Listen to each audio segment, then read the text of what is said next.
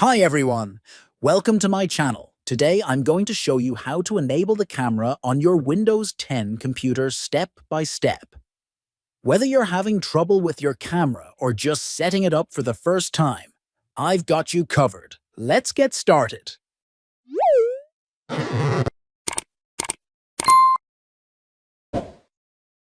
Right-click on the Start button and select Settings.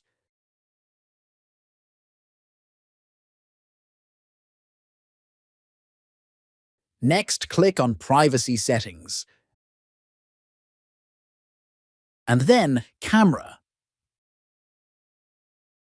Click on Change under Allow access to the camera on this device and turn it on.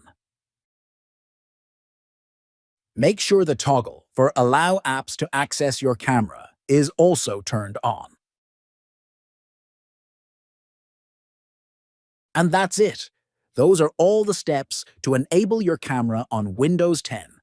If this video helped you, don't forget to give it a thumbs up and subscribe to my channel for more helpful tutorials. Thanks for watching, and I'll see you in the next video.